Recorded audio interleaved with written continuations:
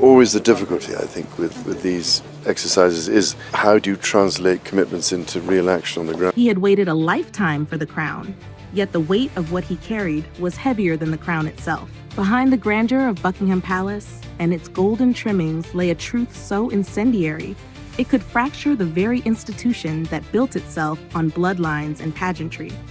Rumors had swirled for decades, whispered through ornate corridors and hushed across velvet parlors. King Charles had a hidden son, but no one was prepared for the strength of the claims now coming to light. For the first time, the shadows that cloak the monarchy's deepest secret are receding, and what they reveal is more than scandal. It is betrayal stitched into the very fabric of royal legacy. This isn't just about a secret affair. It's about an erased life, a child swept under centuries of royal protocol, as if he had never existed at all. Long ago, during one of Charles's early trips abroad, duties meant to shape a prince into a future king, he encountered a woman outside the sphere of aristocracy. She wasn't noble. She wasn't titled. She was a civilian who happened to cross the gaze of a future monarch. What unfolded between them was brief, but consequential. And when the woman discovered she was pregnant, the machine that is the British monarchy moved swiftly. Charles, it is alleged, issued a command wrapped in fear and power. Take the child far away. Disappear. Tell no one. Speak nothing of him. The woman did as she was told. Terrified, she vanished into obscurity, carrying not just a child, but the crushing weight of royal silence. The queen, when she found out, allegedly reacted not with compassion, but with icy dismissal. To her, this child didn't matter. He didn't exist. Orders were given to ensure this reality remained so. Non-disclosure agreements followed like shadows. Royal aides vanished from their posts. And slowly, with clinical precision, every trace of the child was removed. No documents, no announcements, no photos. No identity, as if he'd never drawn breath. The boy was adopted under a new name. He grew up in a world that told him he was ordinary. Not a whisper of his bloodline reached his ears. He knew nothing of palaces or crowns. And yet, his face held clues. His bone structure echoed a man who would one day be king. His eyes mirrored a woman who, for decades, stood quietly beside that man. But he had no reason to suspect. The world built around him was stable, quiet, deliberate. The only thing it lacked was the truth. Behind closed doors, the palace worked tirelessly to maintain the deception. Journalists sniffing too close to the story were silenced. Careers abruptly ended. Investigations mysteriously dropped. Palace insiders who dared to ask questions were reassigned, relocated, retired. A fortress of silence guarded this secret, stronger than stone or steel. And so the man lived on, his existence shielded from its royal roots, while the House of Windsor continued parading its carefully curated lineage before the world. But secrets, no matter how deeply buried, have a way of clawing back to the surface. And this one carried a nuclear implication: royal succession. Because if this man was truly Charles's firstborn, tradition dictates he should be first in line for the throne, not William, not George. This was not a matter of preference or emotion. It was a matter of constitutional law. Bloodline hierarchy does not bend for convenience. Of course, the royal family has seen crises before. They've built an empire on surviving scandal. From Edward VIII's abdication to Prince Andrew's disgrace, they've rewritten narratives and sculpted public perception with near scientific precision. Silence has always been their weapon of choice, but they were never prepared for someone like Diana. She broke the mold. Where they whispered, she shouted. Where they deflected, she confronted. Her 1995 BBC interview cracked the monarchy's veneer in a way that had never been done before. She told the world there were 3 people in her marriage, and in doing so, she foreshadowed what might have been the deepest betrayal of all. Because while Diana fought for a marriage that was never hers to begin with, Camilla had never truly left Charles's side. She wasn't just a rival, she was his confidant, his strategist, his constant. Camilla was not merely the other woman. She was the foundation beneath Charles's emotional landscape. Late-night calls, unseen influence, secret counsel. While Diana tried to navigate the isolating world of royal life, Camilla was the steady presence guiding Charles through it. The palace knew this.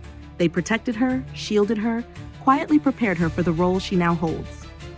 When Diana died, the monarchy was faced with an impossible question. How do you turn Britain's most hated woman into a queen? What followed was a masterclass in image rehabilitation. Public grief was allowed to cool. Camilla was cast not as the villain, but as the misunderstood partner. Stories of her kindness began appearing in trusted outlets. Her role as Charles's emotional anchor was gently surfaced. Years passed, memories softened, and eventually a nation accepted her, not because they forgot, but because they were persuaded to forgive. But even the most carefully engineered reputation cannot survive the sudden appearance of a forgotten heir, because that man, now grown, living thousands of miles away, carries something the monarchy cannot spin away: his face, his jawline, his eyes, his voice. The uncanny resemblance to both Charles and Camilla is undeniable. And he has done his homework. He's matched the timeline of his birth to Charles's overseas trips. He's requested DNA testing, only to be met with thunderous silence. He's collected photos, documentation, testimony, and when his story briefly went viral online, it disappeared just as quickly, as if scrubbed by invisible hands. But he remains. He walks this earth with a claim stronger than any carefully rehearsed ceremony or golden carriage procession. And that claim, if proven, doesn't just threaten reputations, it threatens the very institution itself. Even as the palace doubled down on silence, the whispers never truly stopped. What made this man's claim impossible to ignore was not just the eerie resemblance or the quiet financial support his adoptive family received. It was the layers of calculated control that surrounded his origin. His adoptive parents, it turns out, were not randomly chosen. They had deep ties to British intelligence services. That detail alone turned a personal mystery into a state-level cover-up. These weren't ordinary people. They had access, resources, and reasons to comply. They signed lifelong non-disclosure agreements, binding them to silence not just for protection, but to maintain a royal illusion. And the money, steady, anonymous, and oddly timed, never stopped. His school fees were paid without question. Medical costs, housing, and other major expenses were mysteriously covered, even as his supposed guardians lived without visible wealth. For years, the source of these funds was unknown. But as the pieces began to come together, it became clear this was no charitable benefactor. This was institutional hush money. Payments not of generosity, but of guilt. A financial trail carved straight from the shadows of Buckingham Palace to the doorsteps of suburban Australia. And still, the man lived in relative quiet. That is, until he began investigating. Slowly, methodically, he traced adoption records, consulted historians, cross-referenced timelines. He found photographs from the 1960s that showed Charles making private visits abroad, trips that didn't appear in official records, gaps in logs, conflicting dates, witnesses who recalled seeing him with a young woman whose description matched the one he believed to be his birth mother. Every clue deepened the wound. Every answer demanded 100 more. He wasn't seeking fame, he was chasing truth. Then came the moment he went public. A few side-by-side comparison photos posted online, a short interview with an independent journalist. It was enough to ignite curiosity across the internet. Blogs lit up, comment sections exploded. The images were uncanny, and within days, the quiet firestorm reached mainstream media. Major outlets began probing the claim, some running preliminary stories, but just as quickly, the coverage vanished. Articles were pulled. Video interviews disappeared. Journalists dropped the story without explanation. Even cached pages began to vanish. It wasn't natural, it was a purge. Inside the palace, crisis mode had been activated. Royal PR operatives deployed their most sophisticated playbook, one honed over decades of managing infidelity, scandal, and international disgrace. But this time was different. They weren't protecting a reputation. They were protecting the foundation of monarchy itself. Because if the story held even a fragment of truth, the implications would be catastrophic. Under British law, the line of succession is unyielding. The throne belongs to the monarch's eldest legitimate child. And if Charles's alleged firstborn son could prove his claim, even if born out of wedlock, he would legally supersede Prince William. For a family obsessed with order, duty, and legacy, that revelation wouldn't just be embarrassing, it would be fatal. Prince William's entire life has been molded by destiny. Every appearance, every speech, every carefully crafted gesture has pointed toward the crown. His education, military service, marriage, and even the timing of his children. It was all part of the plan. And now the plan was under threat. The idea that another man, raised in anonymity, could walk into that narrative and take it by right of birth would collapse the identity William has carried since childhood. It would unravel the monarchy's core story, that succession is sacred and secure. But it wouldn't just destroy William's path. The psychological fallout for his children would be just as severe. Prince George, raised to believe he would one day be king, would be forced to redefine his future. A quiet uncle, unknown and unacknowledged, would suddenly leap ahead in line. And what of Harry? For him, such a revelation might not even be shocking. He's long spoken about feeling like an outsider, about being sacrificed for the image of the institution. If a secret son were ever proven real, it would only affirm Harry's deepest suspicions, that the royal family protects itself above all, even at the cost of truth. And then there's Diana. Though she is gone, her voice still echoes. Her famous declaration, "There were 3 of us in this marriage," was seen at the time as the ultimate confession.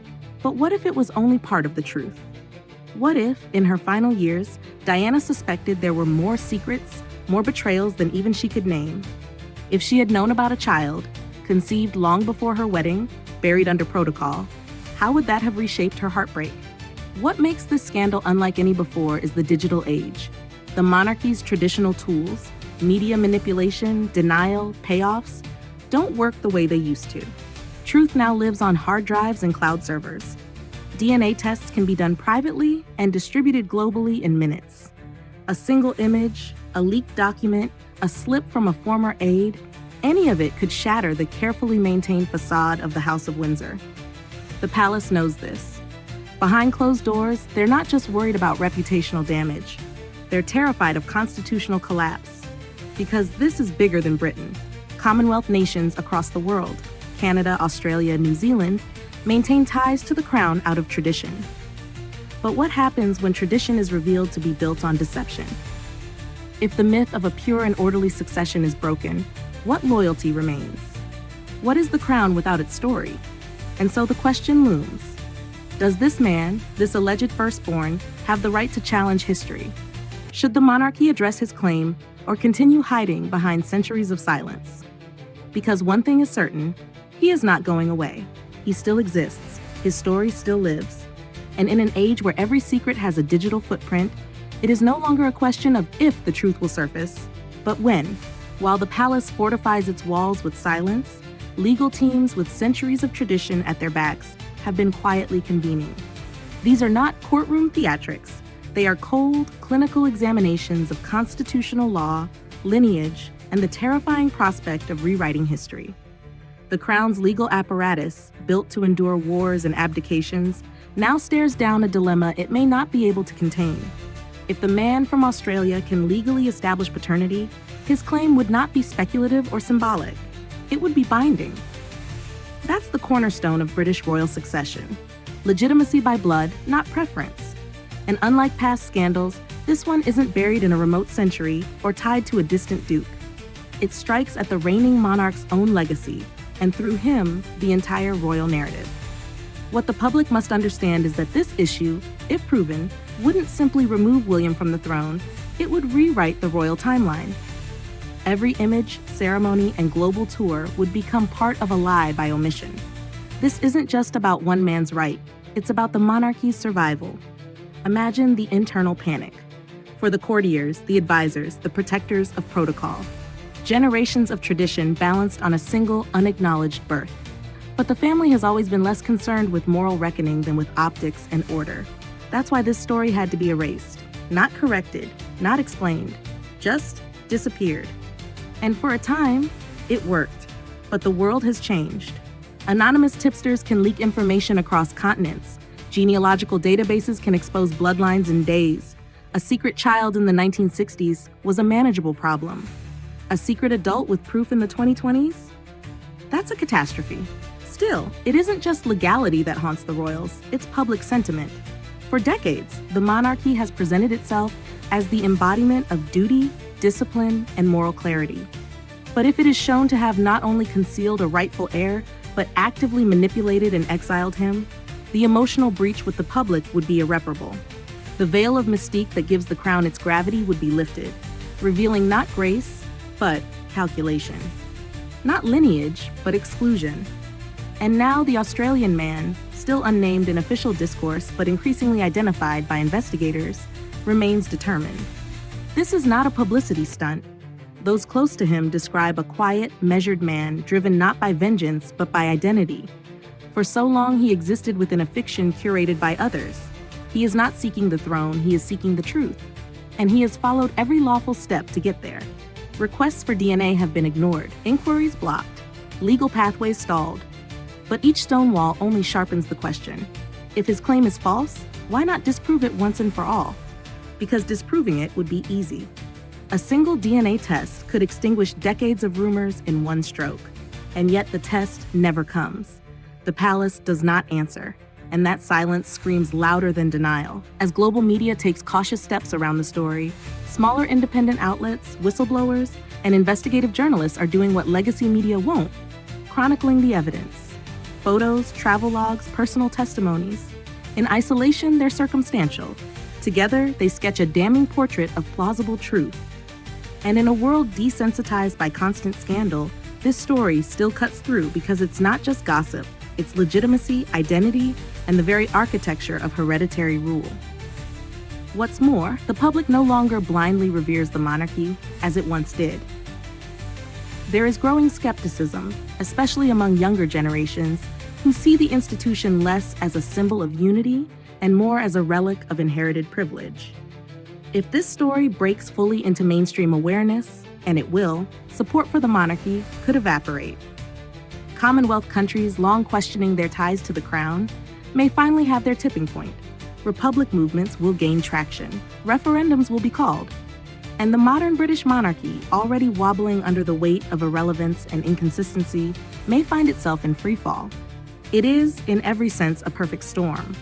A man who should never have existed, a family that refused to acknowledge him, and a digital age that refuses to forget. There is no polished way out of this, no carefully worded statement or public appearance that can erase the fundamental truth. If proven, everything changes. Titles, history books, lines of succession, all will need rewriting. But perhaps the most haunting aspect of it all is not the constitutional crisis or even the betrayal, it's the human cost. A man lived his entire life stripped of his identity. A mother bore the weight of shame alone. A child was erased to protect a crown.